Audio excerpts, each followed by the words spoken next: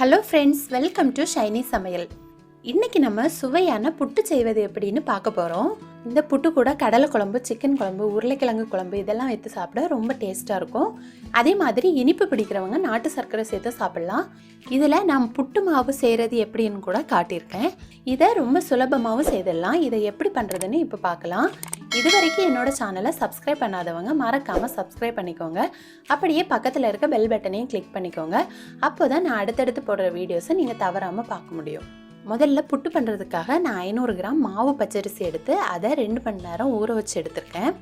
அடுத்து இதில் இருக்க தண்ணியெல்லாம் நல்லா வடிகட்டி எடுத்துக்கணும். வடிகட்டி எடுத்ததுக்கு அப்புறமா இதை ஒரு மிக்ஸி ஜாரில் சேர்த்து நல்லா பவுடர் பண்ணி எடுத்துக்கணும். பவுடர் பண்ணி எடுத்ததுக்கு அப்புறமா ரவை சைஸ் ஹோல் இருக்க ஜல்லடையில் நம்ம ஜலிச்சு எடுத்துக்கணும்.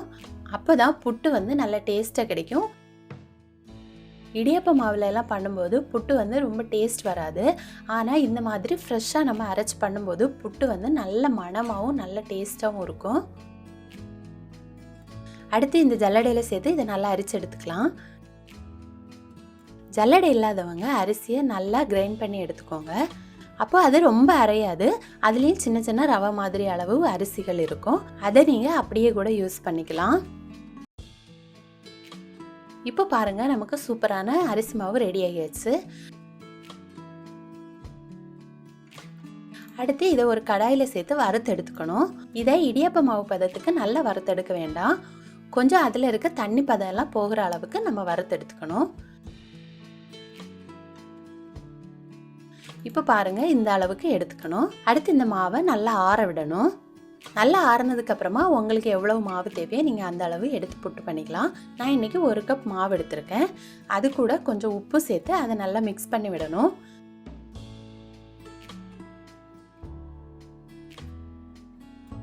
நல்லா மிக்ஸ் பண்ணதுக்கு அப்புறமா இந்த மாவில் கொஞ்சம் கொஞ்சமாக தண்ணி தெளித்து இதை நல்லா மிக்ஸ் பண்ணி எடுக்கணும். இதை ரொம்ப டைட்டாலாம் நீங்கள் மிக்ஸ் பண்ணக்கூடாது. கொஞ்சம் மெதுவாக மேலோட்டமாக மிக்ஸ் பண்ணி எடுக்கணும்.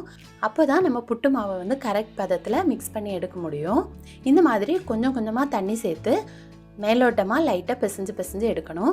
இதில் சின்ன சின்ன கட்டிகள் வரதை நம்ம கையாலேயே நல்லா தட்டி விடணும். இதே மாதிரி கொஞ்சம் கொஞ்சமாக மிக்ஸ் பண்ணி எடுத்ததுக்கு அப்புறமா இந்த மாவை சேர்த்து நம்ம இந்த மாதிரி உருண்டை பிடிக்க ப்ரெஸ் பண்ணி பார்த்தா அது அந்த உருண்டை ஷேப் வரணும். அதே மாதிரி அதை நம்ம ப்ரெஸ் பண்ணனா அந்த மாவு அப்படியே உதிர்ந்து விழணும். இதுதான் இந்த புட்டு மாவோட பதம். நீங்கள் தண்ணி கம்மியாக சேர்த்துருந்தீங்கன்னா இந்த மாதிரி உருண்டை பிடிக்க வராது. தண்ணி அதிகமாக சேர்த்தா இந்த மாதிரி உதிர்ந்து விழாது. அதனால் கரெக்ட் பதத்துக்கு நீங்கள் விரசி எடுத்துக்கோங்க. அப்போ தான் நமக்கு சாஃப்டான புட்டு கிடைக்கும். இந்த அளவுக்கு நீங்கள் புட்டு மாவு மிக்ஸ் பண்ணி வச்சுக்கணும். அடுத்து புட்டு பண்ணுறதுக்கு 1/2 கப் துருவிய தேங்காய் எடுத்துக்கணும். அடுத்து நம்ம புட்டு பண்ணுறதுக்கு ஒரு குழல் இருக்கும். அதுக்கு கீழே ஒரு குடமும் இருக்கும்.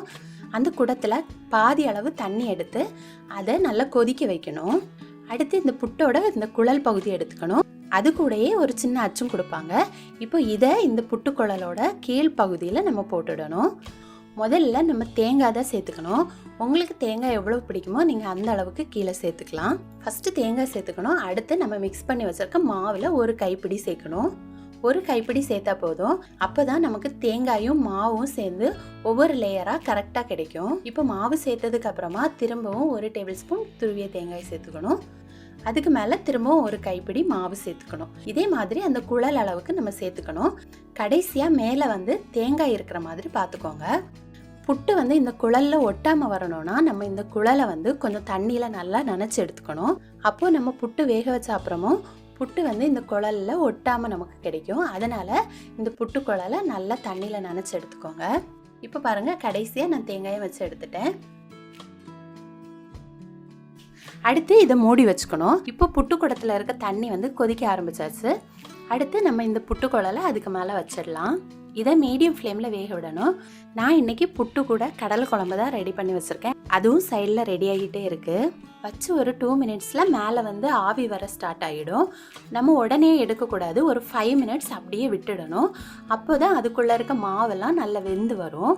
நம்ம ஆவி வந்தோடனே எடுத்தால் அதில் மாவெல்லாம் வேகாமல் இருக்கும்.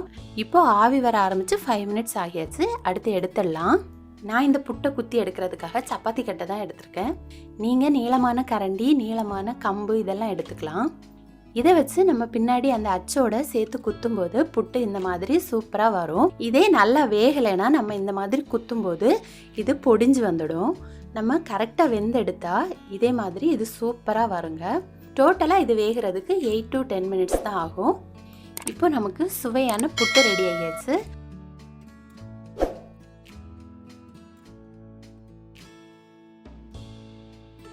இப்போ இந்த புட்டு கூட கடலை குழம்பு வச்சு பரிமாறலாம்.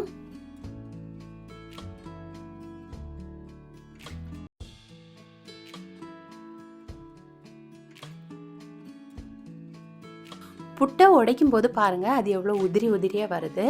இதை ஃப்ரெஷ்ஷாக பண்ணி சாப்பிடும்போது புட்டு அவ்வளோ மணமாகவும் டேஸ்ட்டாகவும் இருக்கும்.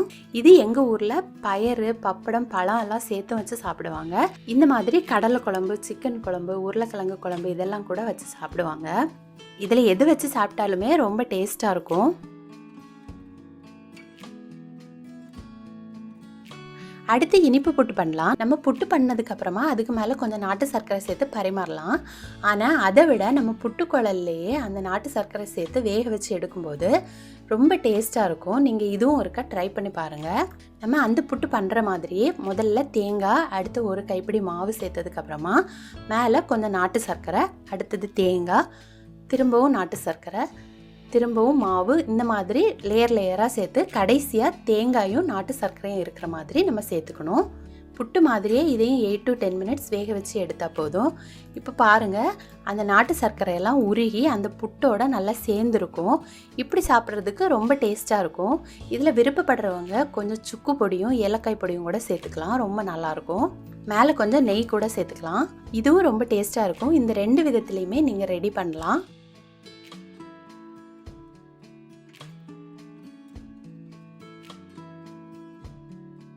நீங்கள் எல்லாரும் கட்டாயம் இதை செய்து பார்த்து உங்களோட கமெண்ட்ஸ் எனக்கு சொல்லுங்கள். இந்த வீடியோ உங்களுக்கு பிடிச்சிருந்தனா என்னோட சேனலை மறக்காமல் சப்ஸ்கிரைப் பண்ணிக்கோங்க. தேங்க்யூ.